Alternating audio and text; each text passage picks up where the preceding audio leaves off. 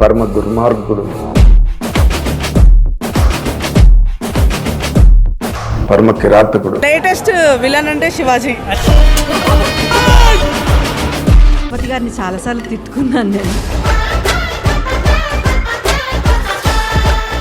యారదాన్ని దిగుతుంటేనే మంగపతి దిగుతున్నాడు అన్నట్టుంది.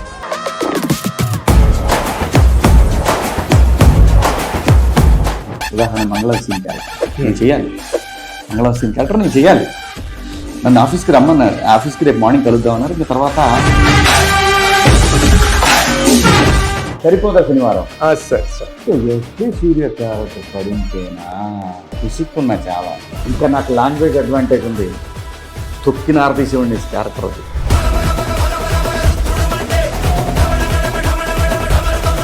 అలా కాకుండా ఒక ఫాదరు, అడిగో కూతురు, అడిగో కొడుకు, ఇలాంటి దెబ్బ ఉన్నది. రోల్స్ రాయిస్ని తీసుకొచ్చి క్యాబ్గా చేయలేంగా. 12-13 ఏళ్ళు అసలు మీరు సినిమాకి దూరంగా ఎందుకున్నారు? విభజనేనండి, ఆంధ్రప్రదేశ్ విభజనే. నేను డెఫినెట్గా పక్కపోతాను తెలిసింది. ఏ రకంగానూ అడ్వాంటేజ్ తీసుకోలేదు. అంతే అండి. మీరు బని వేసుకున్న బనీని కూడా అదే కదా.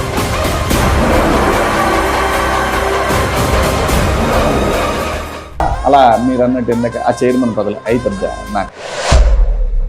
మీరు ప్రభుత్వం పరిశ్రమ కాలకి ఏం చేశారండి? ఏ ప్రభుత్వం ఉన్నా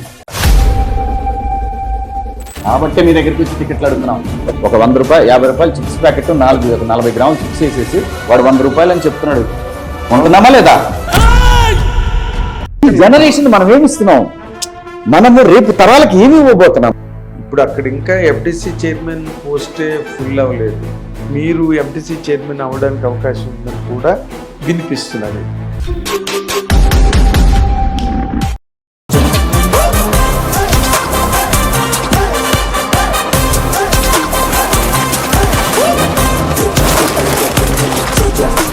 హిట్ టీవీ అభిమాన ప్రేక్షకులకు స్వాగతం. నేను మీ నాగేంద్ర కుమార్.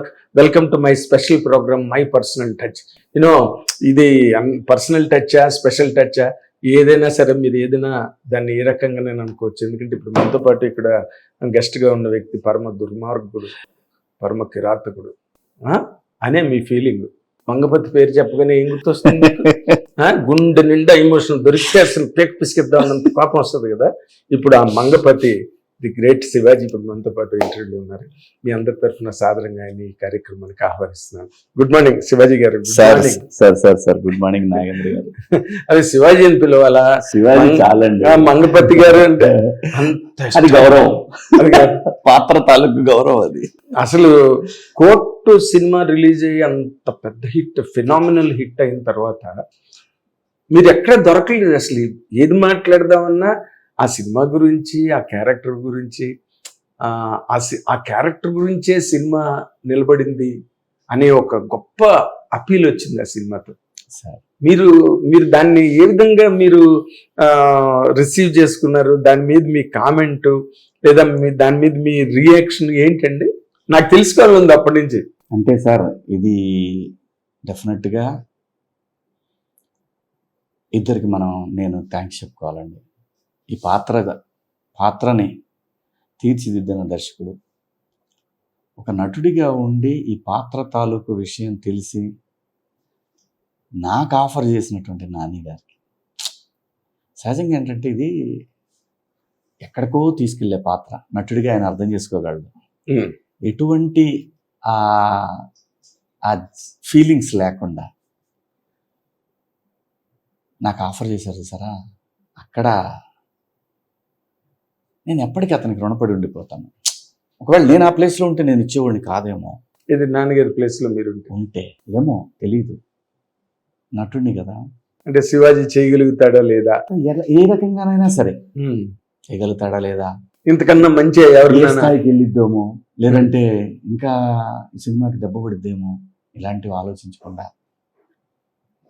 సో వాళ్ళిద్దరికీ నేను ఎప్పటికీ ఆ గుండెల నిండా అది ఉండిపోద్దండి. ఎన్ని సినిమాలు వచ్చినాయి దీనిపైన, ఎన్ని సినిమాలు వచ్చినా అది అలా ఉండిపోద్ది అనమాట. మంగపతి పాత్ర చెప్పినప్పుడు నాకున్న ఫీలింగ్ ఏంటంటే, ఒక రియల్ క్యారెక్టర్ చెప్తున్నాడు ఇతను. ప్రతి కుటుంబంలో ఉండే క్యారెక్టర్ ఇది. ఆడబిడ్డ ఉన్న ప్రతి కుటుంబంలో మంగపతి ఉంటాడు. అది తండ్రా, మేనమామ, బాబాయ్, తమ్ముడా, అన్న, ఎవడో ఒకడో ఒక మంగపతి మాత్రం ఉంటాడు ఖచ్చితంగా. సో ఇంత గొప్ప క్యారెక్టర్ అనేది నేను షూటింగ్ స్టార్ట్ వరకు నాకు డౌటే, ఏమో ఎక్కడన్నా బ్రేక్ పడుతుందేమో, ఎవరన్నా ఇది తర్జన భర్తలు జరుగుతాయి కదండి లాస్ట్ మినిట్లో. జరుగుతాయి. ఉదాహరణ మంగళం సీన్ క్యారెక్టర్ నేను చేయాలి, మంగళం సీన్ క్యారెక్టర్ నేను చేయాలి. నన్ను ఆఫీస్కి రమ్మన్నారు, ఆఫీస్కి రేపు మార్నింగ్ కలుద్దాం అన్నారు. ఇంకా తర్వాత మార్నింగ్ వెయిట్ చేస్తున్నాను, రాలా. సుకుమార్ గారిని కలిసినప్పుడు కూడా చెప్పాను ఇది. అవును అనుకున్నాం, ఎలా మీకంటే మీ ఆఫీస్ నుంచే నాకు చెప్పారండి, ఇట్లా రేపు కలుద్దాం అన్నారు సుకుమార్ గారు. ఐ మిస్డ్ ఇట్ అనుకున్నాను. తర్వాత ఓకే, నేను సినిమా వాడినే కాబట్టి నాకు తెలుసు చేంజెస్ జరుగుతూ ఉంటాయి ఒక్కోసారి. అవును, లాస్ట్ మినిట్ చేంజెస్ అది వాంటెడ్గా అవాయిడ్ చేశారు కాదు. అవును. సో అలా ఈ పాత్ర కూడా ఏమైనా జరుగుద్దేమో, ఇంకా టైం ఉందేమో, మనం చేయాల్సిన ఇంకా సమయం రాలేదేమో అని అనుకొని ఫీల్ అయ్యా. వన్స్ ఎంటర్ అయిన తర్వాత సార్ మీరు నమ్మరు, అది కళామ తల్లి గొప్పతనం, ఆ నటరాజు స్వామి గొప్పతనం. భయపడిపోయేవాళ్ళు సార్ సెట్ మొత్తం కూడా. అలా ఉండేది నా హావభావాలన్నీ కూడా. అసలు క్యారవాన్ దిగుతుంటేనే మంగపతి దిగుతున్నాడు అన్నట్టుండేది. శివాజీ గారు మంగపతి అలాంటి ఒక ఎక్స్పీరియన్స్ అండి. లైఫ్లో కొన్నిసార్లు మాత్రమే వస్తుంది అనుకుంటా అలాంటిది. అలాంటి ఫీలింగ్ నాకు ఇంకా అద్భుతంగా మనిషికి సంతృప్తిగా అనిపించినటువంటి ఒక సందర్భం బిగ్ బాస్లో నేను ఎంటర్ అవటం అనేది నా జీవితంలో ఒక మరపురాని ఘట్టం అండి. నా జీవితానికి నాకు పర్సనల్గా ఒక పరిపూర్ణమైనటువంటి శివాజీ ఎలా ఉంటాడనేది ప్రజల దాకా వెళ్ళింది. ఒక మనిషి తన క్యారెక్టర్ ఏంటనేది తెలుసుకోవడానికి ఒక అవకాశం దొరికింది చాలా మందికి కూడా. అప్పటిదాకా మిక్స్డ్ ఉండేది శివాజీ అంటే అలాగే ఇలాగని.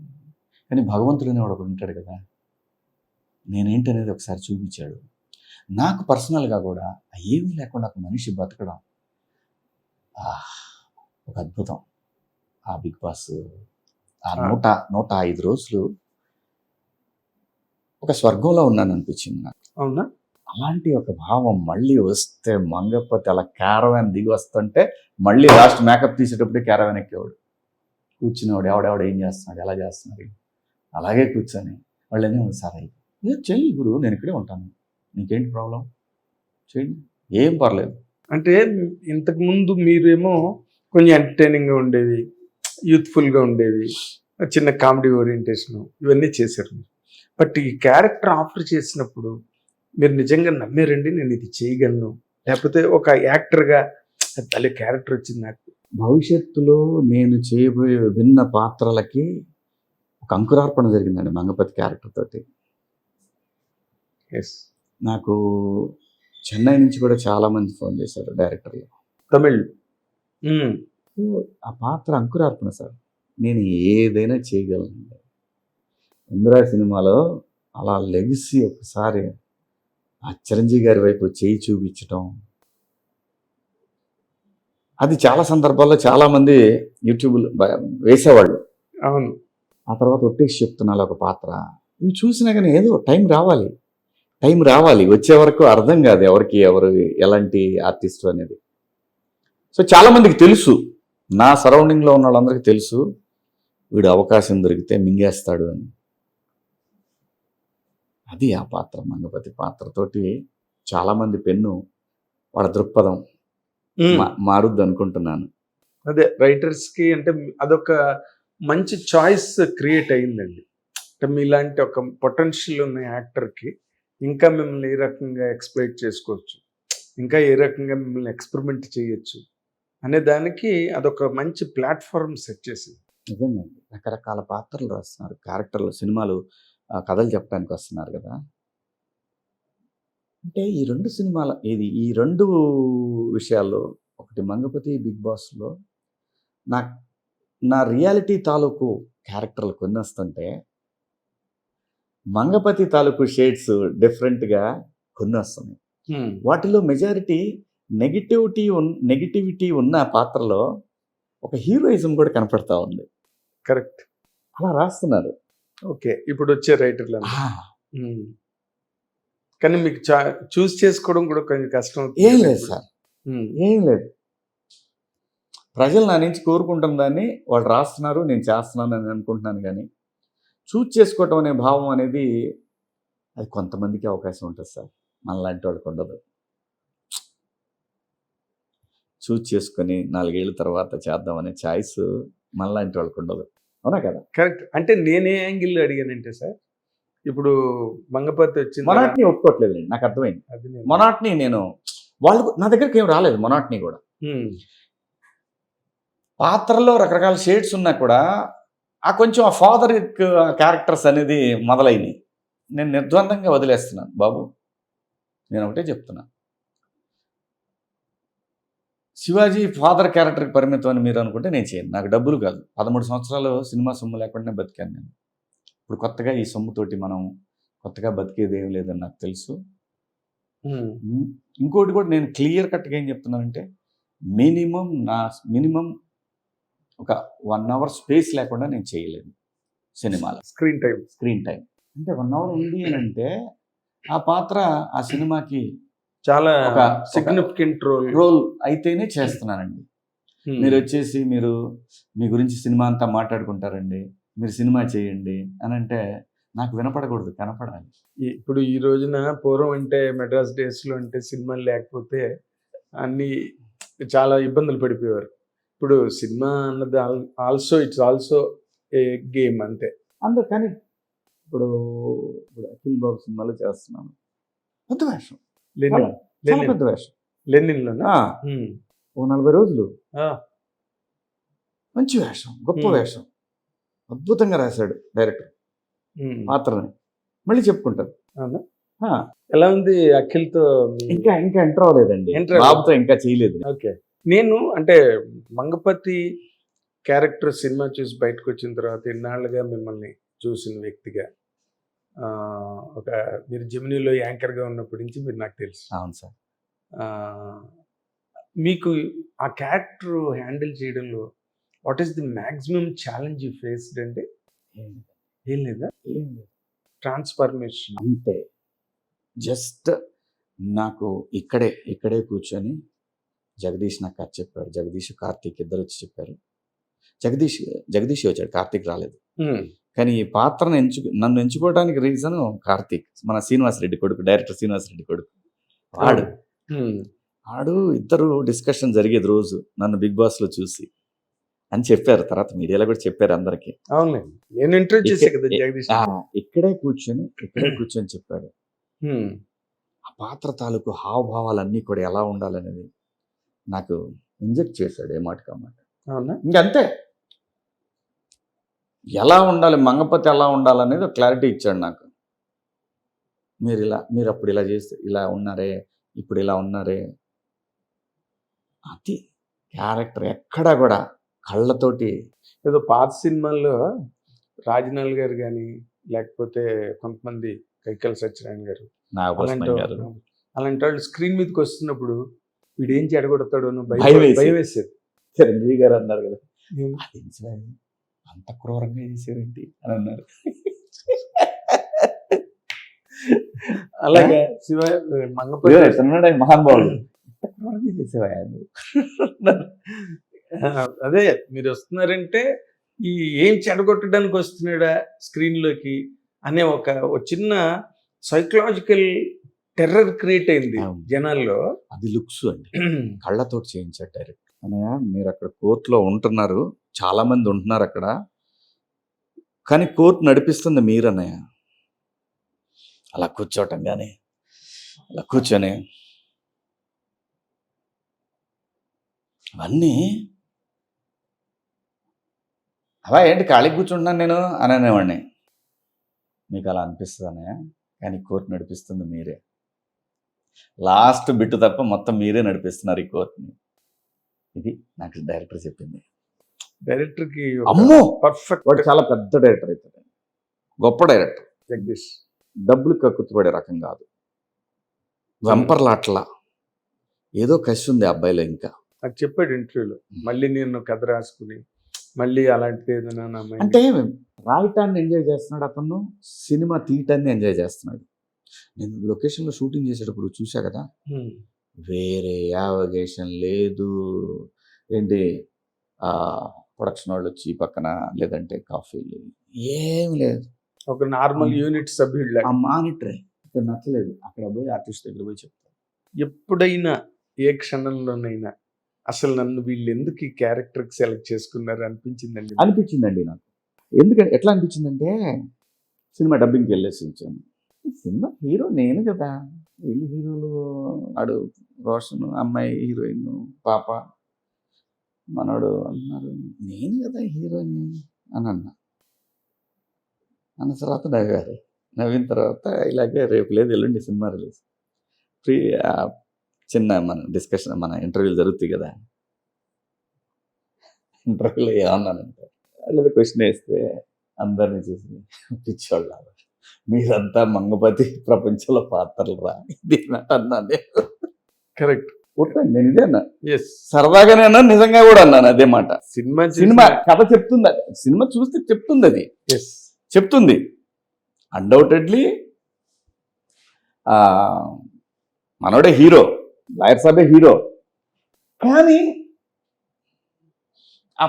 ఆ సినిమాలో జనానికి ఐకానిక్ క్యారెక్టర్, అంటే అందరికీ మన సమాజంలో కనపడే ఒక క్యారెక్టర్, అది లివింగ్ క్యారెక్టర్. దాని నుంచి పక్క పోలేరు, అది స్క్రిప్ట్ లో ఉన్న గొప్పతనం. అవును, లివింగ్ క్యారెక్టర్ కదా.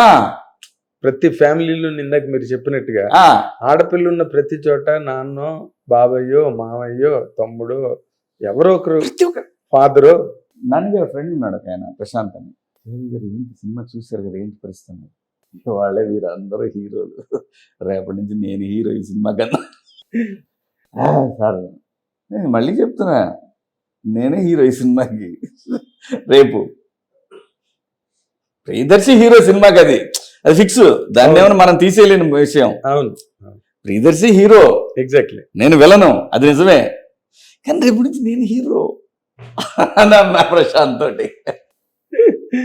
అంటే మీకు ఎందుకన్నానంటే జలసితోనో ఇంకో దాంతోనో నేను అనలేదు. నేను 96 సినిమాలు చేశా, అందులో 70-80 హీరోగా చేశా. దాని గురించి కాదు, ఆ పాత్ర తాలూకు ఇంపాక్ట్ నాకు కనపడిపోతుంది. అవును, ఇప్పుడు అన్నియన్ సినిమాలో అదే మన విక్రమ్ చేసిన సినిమా ఉంది కదా, అవును, అపరిచితుల్లో 2 షేడ్లు ఉంటాయి. అవును, ఆ 2 పడితే మనకు బాగా గుర్తుంటది. Correct, ఈడాడు perfect. రావణాసురుడు ఎందుకు గుర్తుపెట్టుకుంటారు? అవును, రావణ బ్రహ్మనే దుర్యోధనుడిని, రావణ బ్రహ్మనే ఎక్కువ. అలాంటిది అసలు మీకు ఎట్లా అనిపించిందండి ప్రియదర్శి, మన హర్షవర్ధన్, మీరు అసలు ఆ కాంబినేషన్ వర్క్? హర్ష క్యారెక్టర్ కూడా అండి, యమధర్మరాజు పక్కన శకుని లాగా వండర్ఫుల్ యాక్టర్ హర్ష, బాగా పండింది ఆ క్యారెక్టర్ అసలు. అవును, ఆ వాళ్ళు నిండుగా ఉన్నాడు, రంగరావు, ఎస్ రంగరావు లాగా మంచి పర్సనాలిటీ, డైలాగ్. దర్శి కూడా చాలా సెటిల్డ్గా చేశాడు సినిమాలో, సెటిల్డ్గా చేశాడు. ఆ చట్టం ఒకటి బాగా హెల్ప్ అయింది, పాక్సో. ఎస్, డెఫినెట్గా ఒక మంచి జనానికి సినిమా ద్వారా తెలిసేటటువంటి ఒక మంచి విషయం అది, ప్రజలకి, సమాజానికి అవేర్నెస్ క్రియేట్ అయింది కదా. అవేర్నెస్. ఇప్పుడు ఎంతమంది ఎన్ని యాడ్లు ఇచ్చి గవర్నమెంట్ ఏం చెప్పినా అర్థం కాదు, వెండు కూడా అందుకే ఇది ఒక అద్భుతమైన సాధనం సినిమా. అందుకే దీనికి ఎన్ని లక్షల కోట్ల మంది దీనికి అట్రాక్ట్ అయ్యేది, అందుకే అండి. Exactly, correct. అలా అది కానీ మీరు ఇందాక మాట అన్నారు కదా, ఇది మంగళం శ్రీను క్యారెక్టర్ మిస్ సుకుమార్ గారి డైరెక్షన్ పుష్పలో, అలాగా మీకు వచ్చి మిస్ అయిపోయిన క్యారెక్టర్లు ఏమైనా ఉన్నాయండి? లేవు, మీ వర్క్ వచ్చి మీరే కావాలనుకుని పెట్టుకున్నారు. నేను మిస్ అయింది, నేను ఫీల్ అయింది ఒకటి ఉంది. ఏంటది? మన నాన్నగారి సినిమా రిలీజ్ అయింది కదా, హిట్ కదా, దాని ముందుది ఆయన అన్నావా? సరిపోదా శనివారం. సార్ దాంట్లో ఎస్జే సూర్య క్యారెక్టర్ పడి ఉంటేనా విసుక్కున్నా చాలా, క్యారెక్టర్ పడలేదురా, ఇలాంటిది పడితే అనే ఫీలింగ్. నిజంగానే ఇప్పుడు మీరంటే నాకు అనిపిస్తుందండి, నిజంగానే మీరైతే ఇంకా నాకు లాంగ్వేజ్ అడ్వాంటేజ్ ఉంది, తొక్కిన ఆర్తీసేవాడిని క్యారెక్టర్ అది. వస్తారు అనుకుంటున్నాం మన దర్శకులు. ఇప్పుడు అన్నాను, ఇప్పుడు మంగపత్తి వచ్చిన తర్వాత నేను అది ఇందాక మీకు చెప్పాను. అదండి, ఏదైనా కాలం రావాలి.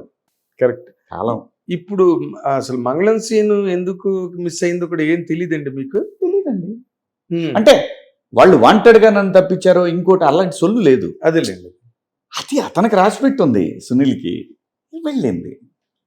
సునీల్కి కూడా లైఫ్ అయింది కదా, అది మామూలు అద్భుతం కదా. ఇప్పుడు తమిళ్లో మన తెలుగు అబ్బాయి తమిళ్ మలయాళం కన్నడ హిందీ అన్నిట్లో దున్ని పడేస్తున్నాడు కదా. బాగా బిజీ అంటే అయిపోయి. ఒక ఆర్టిస్ట్ కి అదృష్టం ఉన్నాడు అది క్యారెక్టర్. మంగళం సీన్ పాత్ర అవును. ఒక దశాబ్ద కాలం పాటు సునీల్ గారికి మంచి ఇది కదా. మీరు అన్నట్టుగా ఒక 10 years దాని మీద వెళ్ళిపోతాడు ఆయన. మళ్ళీ ఇంకో క్యారెక్టర్ పడే వరకు వెనక్కి చూసుకోవాలి. అద్భుతం, బ్రహ్మాండం అసలు. అదే బాగా చేస్తున్నాడు, బాగా చేస్తాడు, చాలా సినిమాలు చేస్తున్నాడు తను. అవును.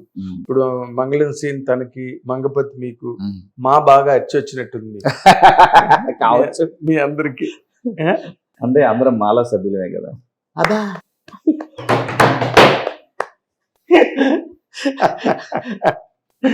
బాగుంది. అయితే ఇప్పుడు ఈ ఒక సినిమా వచ్చి ఎంత పెద్ద హిట్ అవడం అన్నది కెరీర్కి ఎంత ప్లస్ అవుతుందోనండి, ఒక్కొక్కసారి అంత మైనస్ కూడా అవుతుంది సార్. ఎందుకంటే you can't take every character. అంటే అంతకుముందు మీరు చేయలేదు అనుకోండి, నాకు తెలిసిన విషయమే. బట్ దాన్ని ఎట్లా హ్యాండిల్ చేస్తారు సార్?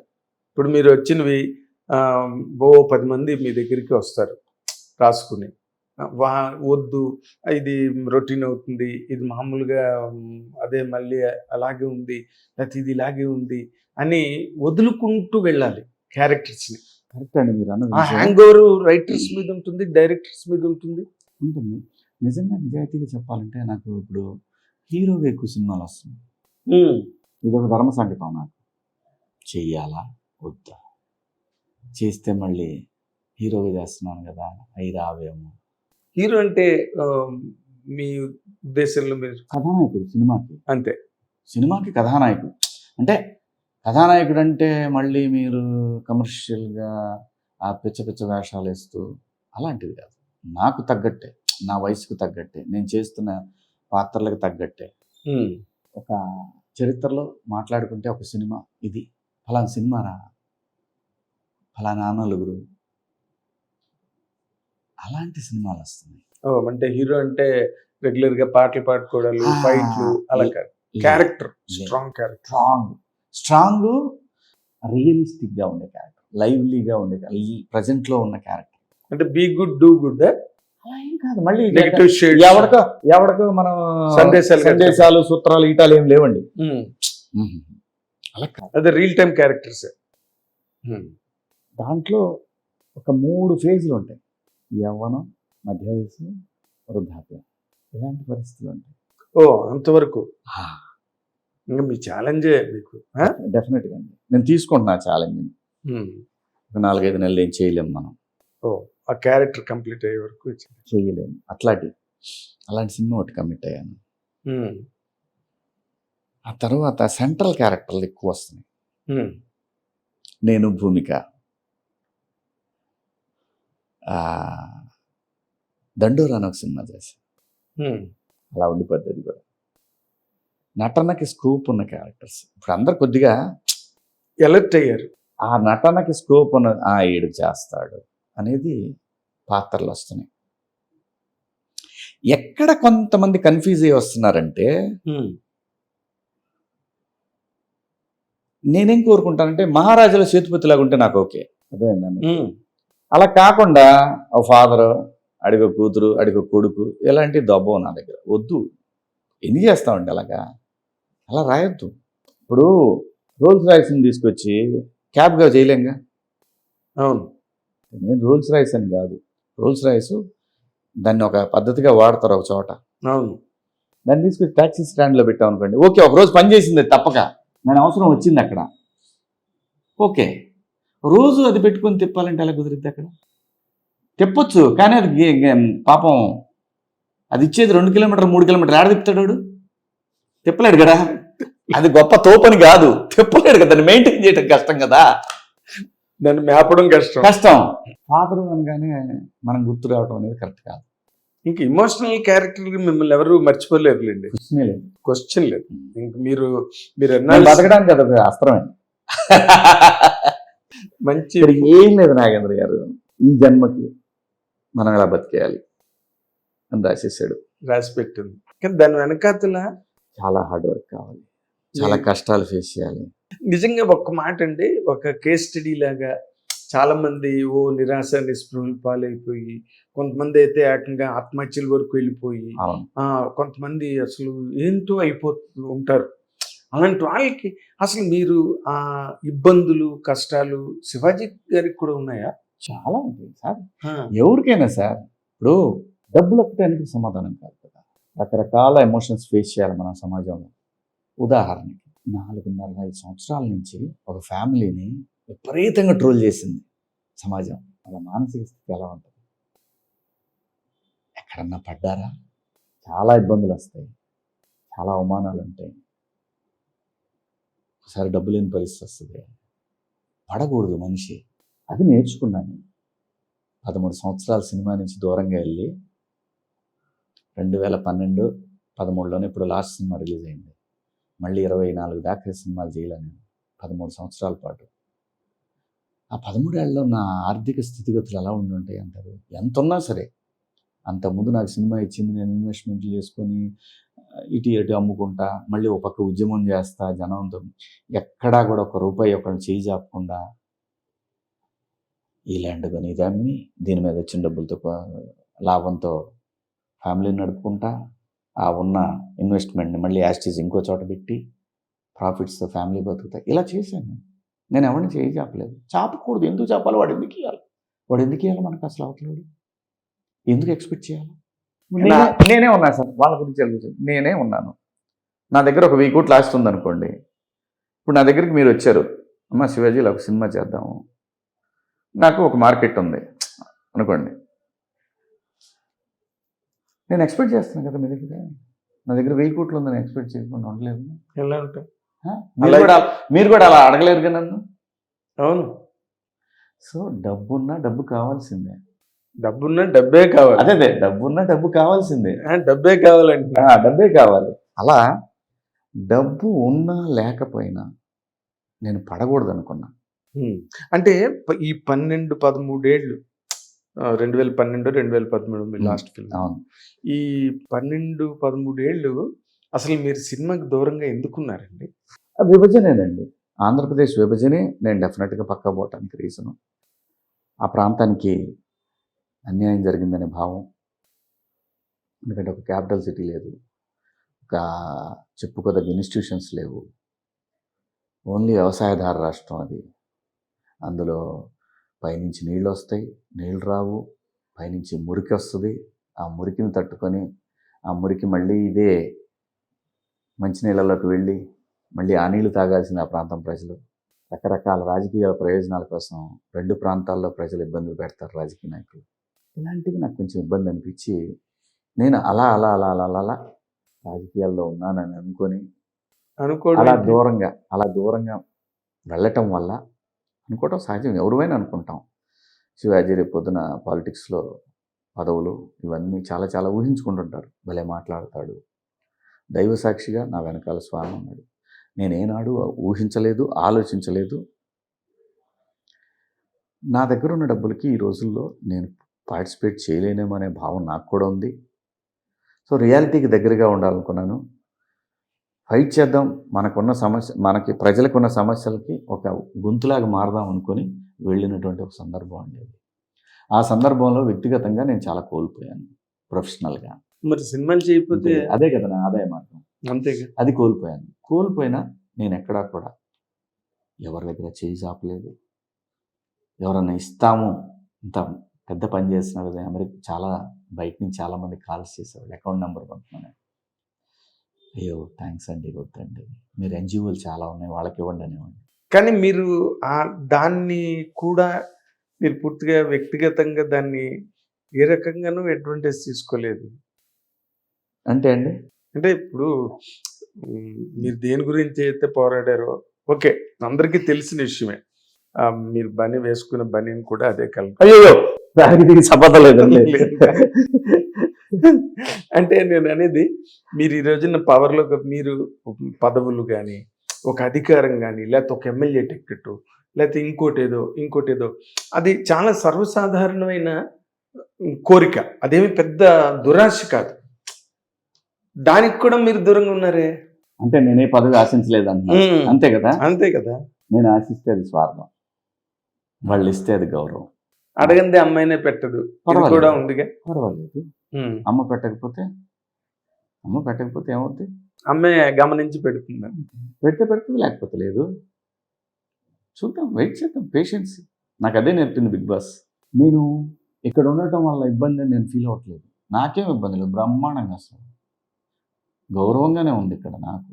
కానీ నేనేమంటానంటే ప్రాంతాలు విడిపోయిన తర్వాత లోకల్ టాలెంట్ రావాలి అని అంటే అక్కడి నుంచి ఇక్కడికి వస్తే నాన్ లోకల్ ఎన్ని చెప్పి ఇక్కడ ఉండాలంటే హైదరాబాద్ లాంటి సిటీలో ఉండాలంటే పిల్లలు 50,000 అన్నా కావాలి నెలకి ఈజీగా.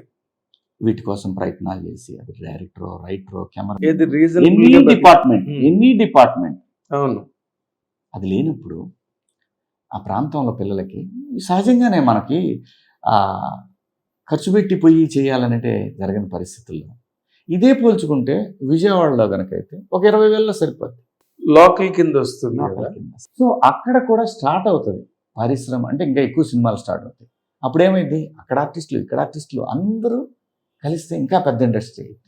దానికి అవకాశం ఉంది అనుకుంటున్నారండి మీరు? చేయకపోతే ఆ ప్రాంతానికి అన్యాయం చేసినట్టే ప్రభుత్వాలు ఖచ్చితంగా. ఇప్పటికి నంది అవార్డులు ప్రకటించలేదండి, గత ప్రభుత్వం ఇవ్వలేదండి, ఇప్పటికి ఇవ్వలేదు. అదే నేనేమంటున్నానంటే ఇక్కడ ఏమైపోయిందంటే ప్రభుత్వాలకి పరిశ్రమ ప్రైవేట్ వాళ్ళది అనుకుంటున్నారు.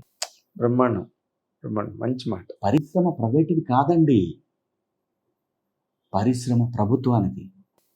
ప్రభుత్వానికి దగ్గరకు వచ్చి ప్రైవేటు వ్యక్తులు సినిమా నిర్మాణాలు చేస్తారు. ఇవాళ ఒకడొస్తాడు, వాడు పోతాడు, ఇంకోడు వస్తాడు, 100 మంది వస్తుంటారు, చేస్తుంటారు, పోతుంటారు.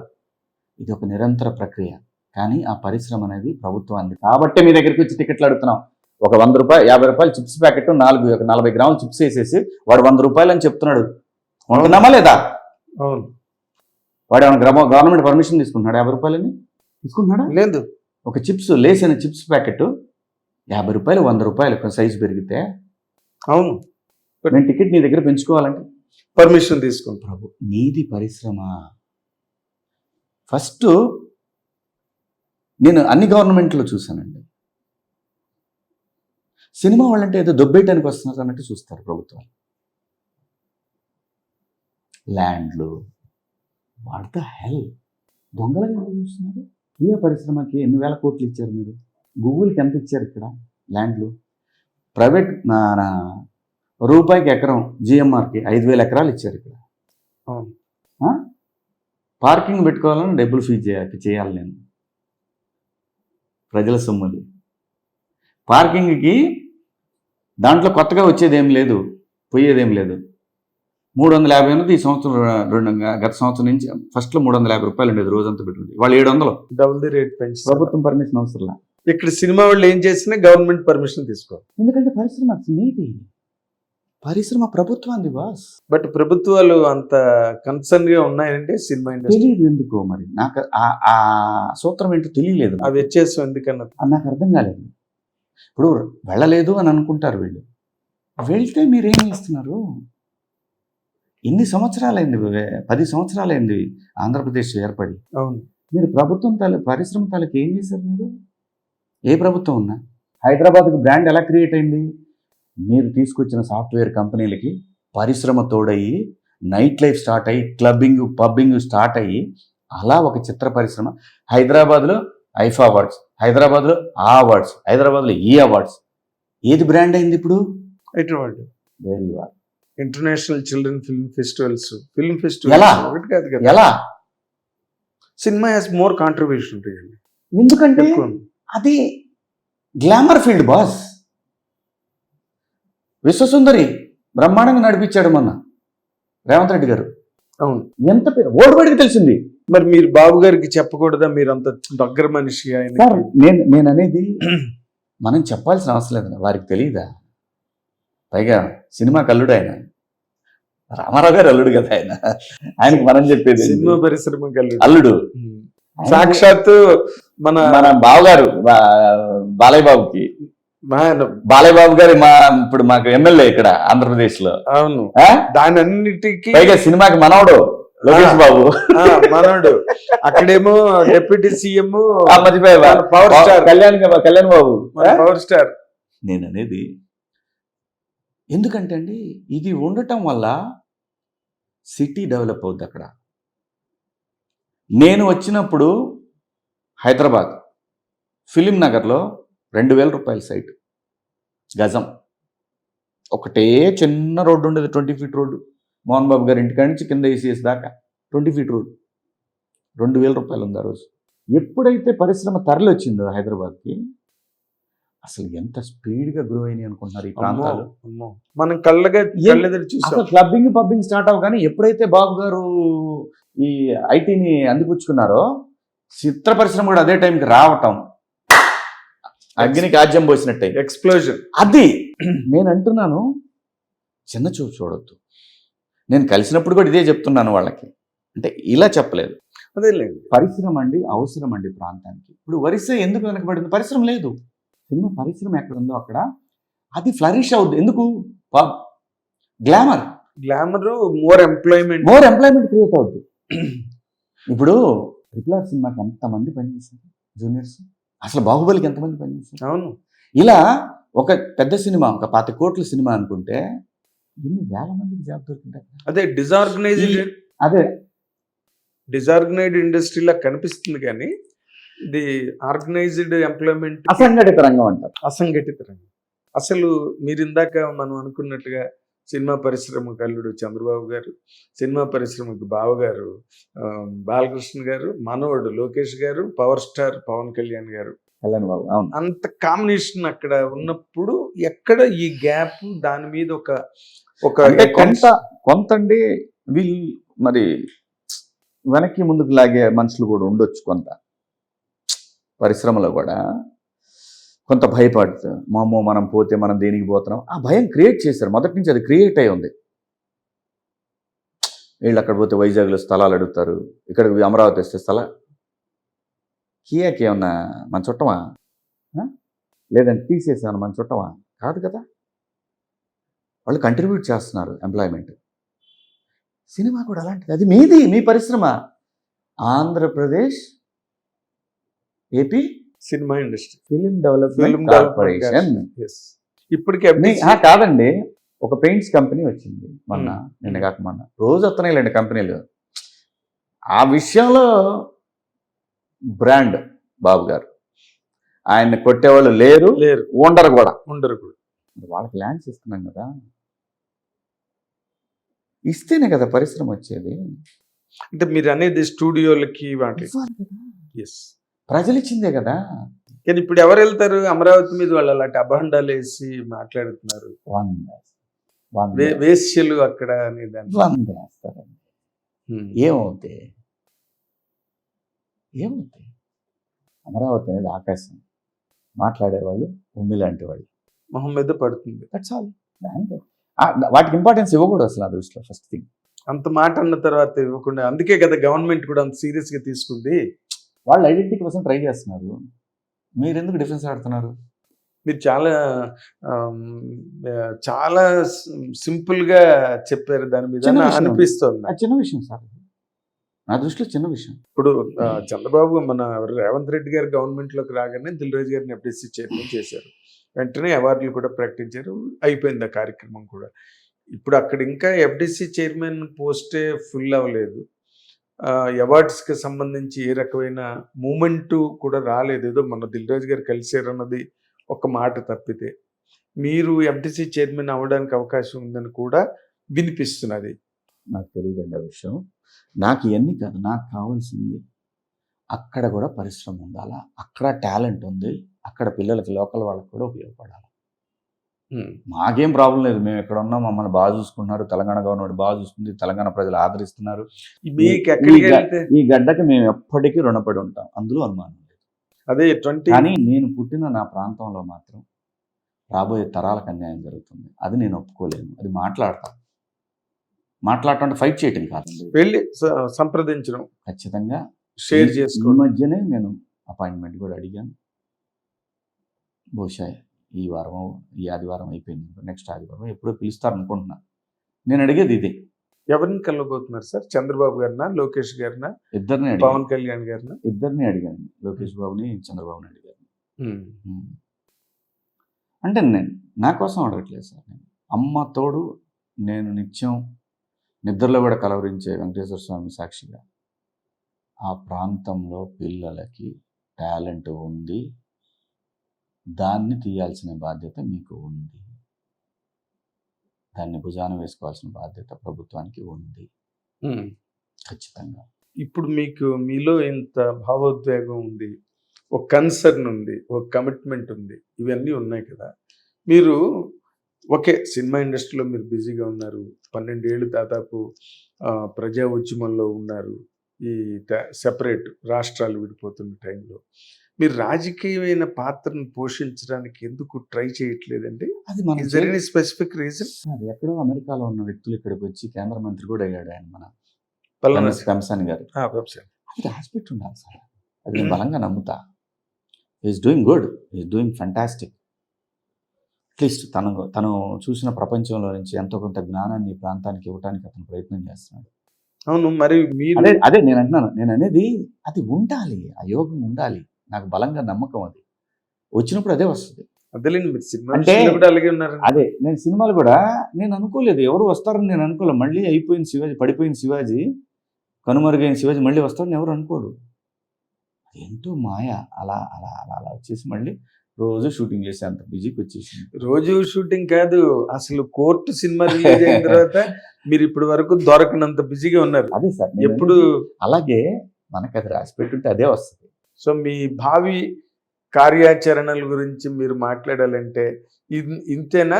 యోగం గురించి వెయిట్ చేయడమేనా, లేకపోతే మీదైన ముందడుగు, లేకపోతే మీదైన ఒక ఆలోచన యువతల సినిమా రంగానికి సంబంధించి కానీ, అవతల రాజకీయ రంగానికి సంబంధించి కానీ ఏవి అసలు అలాంటివి లేవండి? ప్రస్తుతం అయితే నేను ఆర్టిస్ట్గానే బాగా బిజీగా ఉన్నాను సార్. ఫుల్గా భవిష్యత్తులో నా ప్రయాణాన్ని నిర్ణయించాల్సింది భగవంతుడు. ఒక అడుగు ఎప్పుడు ఏ క్షణంలో పడుద్దో తెలీదు. అలాగే కదా బయటికి వెళ్ళాను నేను.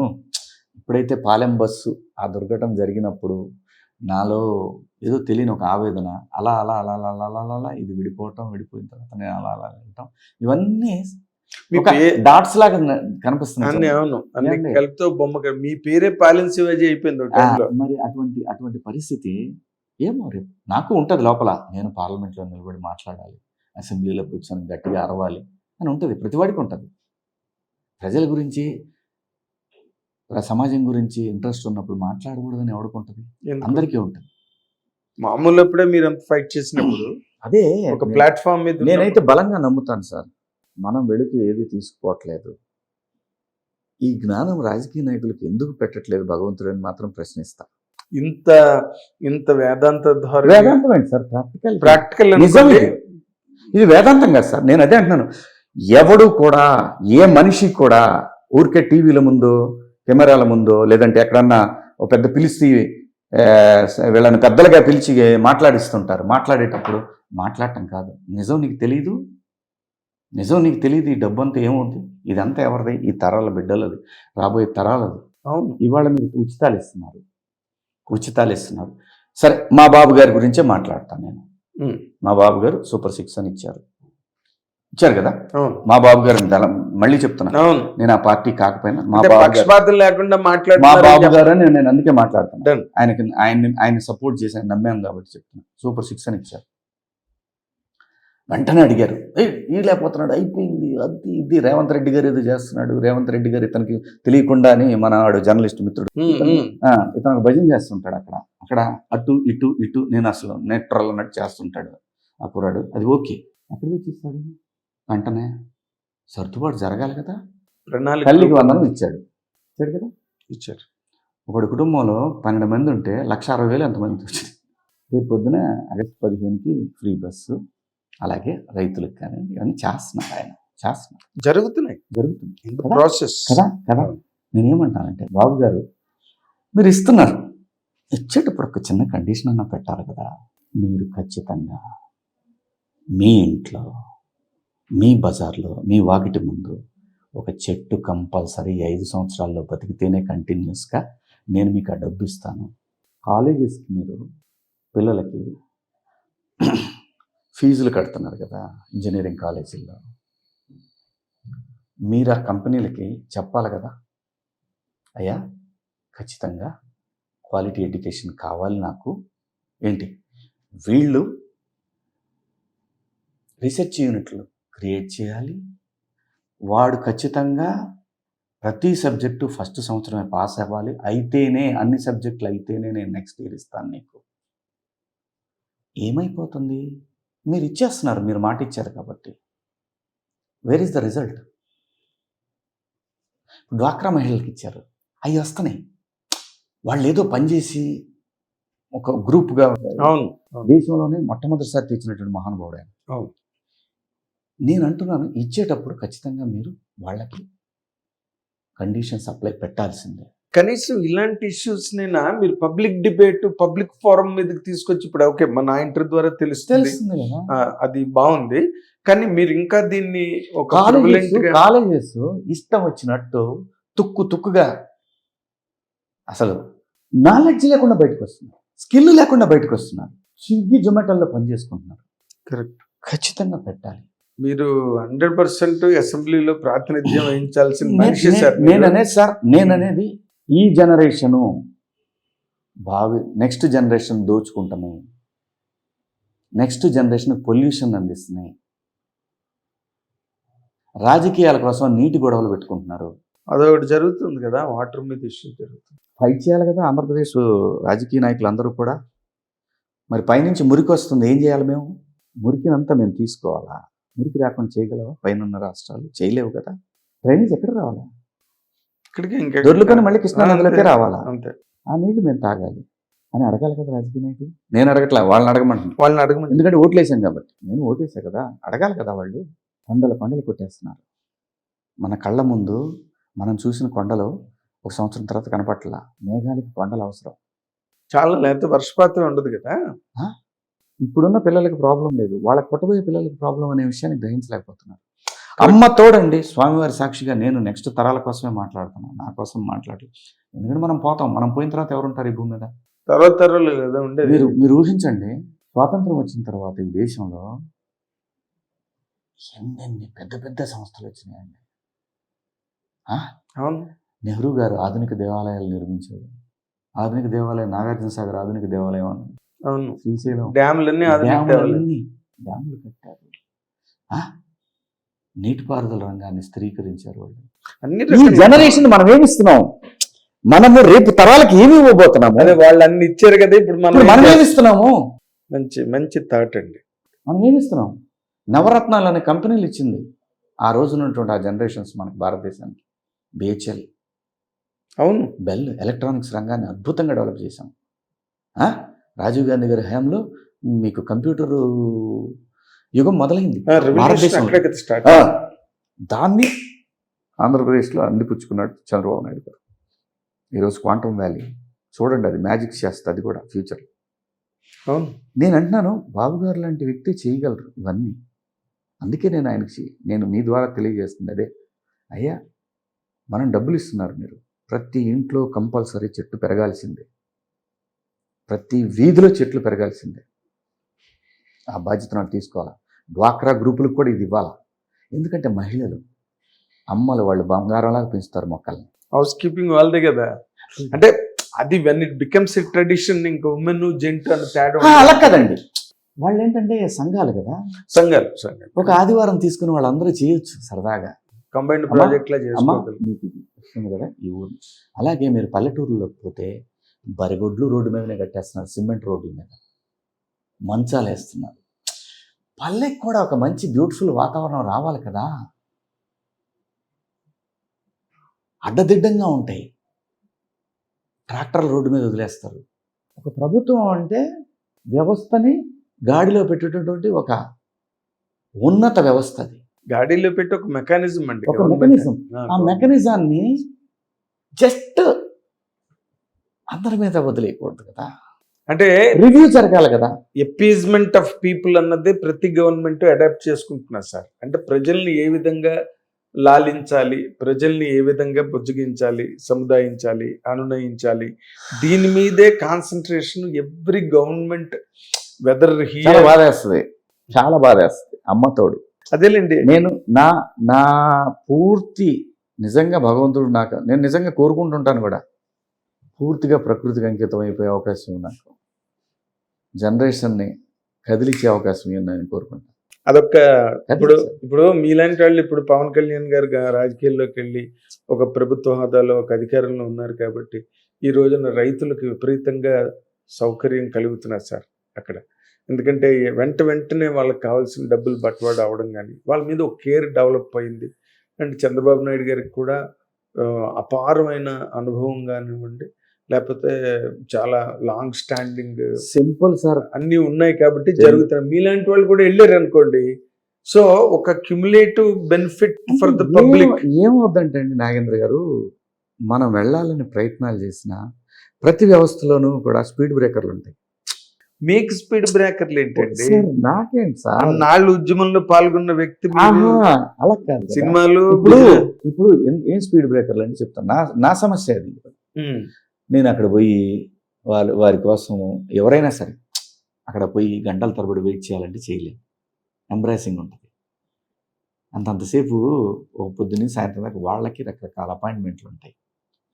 మనకంటే కూడా ఆ వ్యవస్థ చాలా ముఖ్యం. ఎందుకంటే గవర్నమెంట్లో ఉన్నప్పుడు గవర్నెన్స్ చాలా ముఖ్యం. వాళ్ళకి గంటలు పోయి నిలబడి ఆడ కూర్చోవాలన్నా మనకి అయ్యే పని కాదు. మరి మీ వర్క్ ఇక్కడ వదులుకుని అక్కడికి వెళ్ళి కూర్చున్నారు కదా, 12 ఏళ్ళు 13 ఏళ్ళు కూర్చున్నాను. ఇప్పుడు కూడా ప్రజలకు అవసరమైతే వెళ్ళి నేను నిలబడి మాట్లాడతా.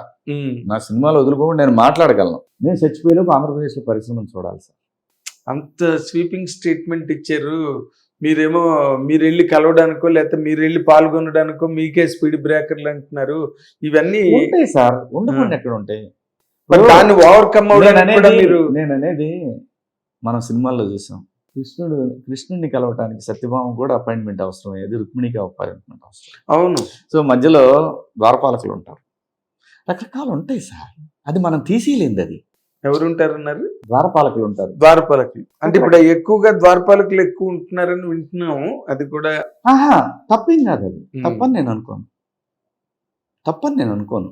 తప్పు ఎలా అవుతుంది? ఇప్పుడు నాకు కూడా 2 రెస్టారెంట్లు ఉంటారు నన్ను. ఎందుకంటే అది ఉండాలి, తెలియాలి కదా. అవతల ఉన్నవాడి సమయం చాలా విలువైంది. అవును. ఇప్పుడు దాన్ని ద్వారపాలకుడు అబ్యూజ్ చేస్తే తప్పు.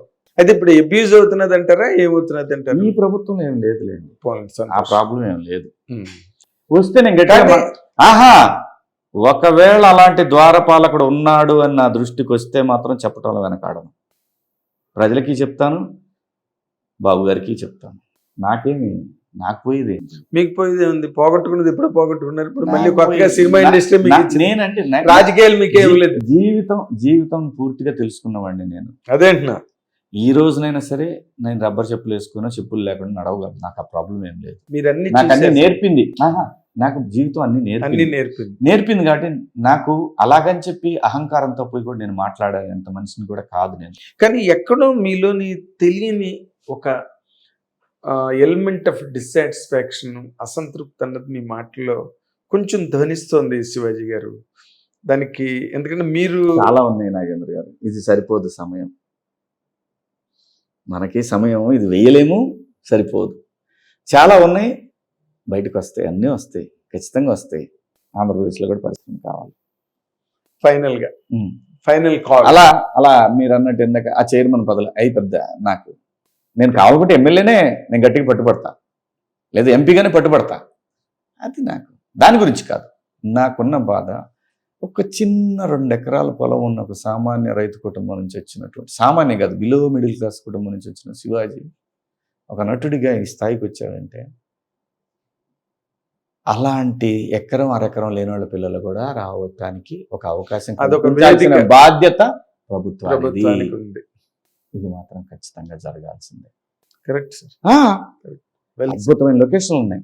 అయ్యో మనం ఇక్కడి నుంచి అద్భుతమైన లొకేషన్ అంటే నా సినిమాలో ఒక లొకేషన్ షూట్ చేశాను ఈసారి. మాట్లాడుకుంటారు మొత్తం, ఇలాంటిది ఒకటి ఉందా ఆంధ్రప్రదేశ్లో, ఇక్కడ హైదరాబాద్ పక్కన దగ్గరలో అని మాట్లాడకపోతే అడగండి నన్ను. Great sir. ఇక్కడ పరిశ్రమ రావటానికి నాయకులే తప్ప పరిశ్రమలో ఉన్నటువంటి వ్యక్తులు అడ్డం కాదు. నాయకులే అడ్డం అంటారు. మరి మీరే పిలవాలి కదా. పొద్దాకలే వస్తేనేమో దొంగల్లా చూస్తారు కొంతమంది. అంటే సినిమా ల్యాండ్లు అడుగుతారు, దుబ్బేస్తారు. ఊరికిస్తున్నారేంటి ల్యాండ్లు? మీరు పరిశ్రమ వస్తుందని కాబట్టి ఇస్తారు మీరు. కరెక్ట్, 100%. ఇప్పుడు టీసీఎస్ వరకు వస్తుందండి, డబ్బులు ఇస్తేనే వస్తుంది. మీరు పొలాలు ఇస్తేనే వస్తుంది, మీరు ల్యాండ్లు ఇస్తేనే వస్తుంది. మీకు పొలాలు ఎవరు ఇచ్చారు? ప్రజలకు ఇచ్చారు. ప్రజలనే కదా. ఆ ప్రజలకు సంబంధించిన పిల్లలేక రేపు పొద్దున ఇండస్ట్రీలో ఉండేది. అంతే, ఆ ఫ్యామిలీస్ కదా. ఎక్కడికి పోతారు వాళ్ళందరూ? కొత్త వాళ్ళు. 6 కోట్ల మంది తెలుగు ఆంధ్రప్రదేశ్ ప్రజల్లో నుంచే కదా నటీనటులు వీళ్ళందరూ వచ్చేది. టెక్నీషియన్స్. పోనీ ఇది ఇప్పుడు ఇంతటితో ఆగిపోయేదా? కాదే, నిరంతర ప్రక్రియ కదా. ఇక్కడ స్టార్ట్ అయితే 100 సంవత్సరాల తర్వాత మీరు నేను ఎవరు ఉండం కదా. ఉండేది ఎవరు? అప్పటి జనరేషన్స్ ఉంటారు. మీరు మనం ఉండం. వాళ్ళ కోసం క్రియేట్ చేయాల్సిన బాధ్యత మీది. ఆంధ్రప్రదేశ్కి చిత్ర పరిశ్రమను ఏర్పాటు చేయకపోతే 2014 నుంచి ఉన్న ప్రభుత్వాల తప్పు తప్ప ఇంకొకటి కాదు. కానీ చాలా మంచి కంటెంట్ ఎక్కడో మంగపతి, మళ్ళీ వేరే పాజిటివ్ మంగపతి కనిపిస్తున్నాడు వ్యవస్థ. నేను చెప్తున్నా కదా, ఈ ప్రభుత్వం గత ప్రభుత్వం ఉన్న టైంలో జరిగినటువంటి తెలియని ఒక నష్టం పూడ్చుకొని చాలా బాబు నడుపుతున్నారు ప్రభుత్వాన్ని.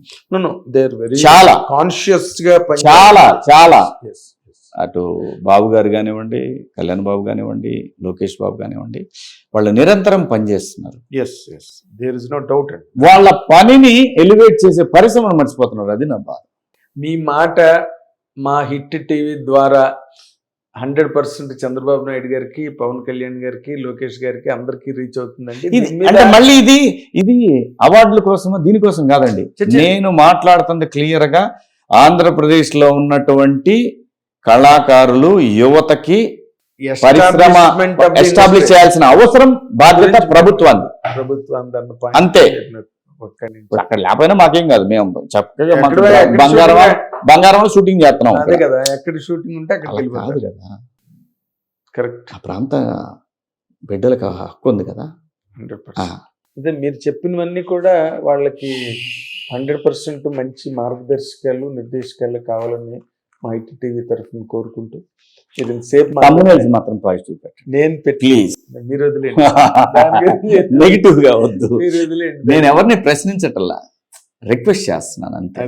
ప్రభుత్వాన్ని కూడా రిక్వెస్ట్ చేస్తున్నాం. మనం బాధ్యతను గుర్తు చేస్తున్నాం. మీరు గతసారి మాట్లాడిన దానికి ఇప్పుడు మాట్లాడిన దానికి లైఫ్ టైం డిఫరెన్స్ ఉంది. ఇప్పుడు ఒక ఆలోచనాత్మకమైన శివాజీ మాట్లాడుతున్నట్టు అనిపించింది. దానికి 100% పాజిటివ్ రిజల్ట్, పాజిటివ్ రెస్పాన్స్ ఉండే విధంగా మాట్లాడారు మీరు.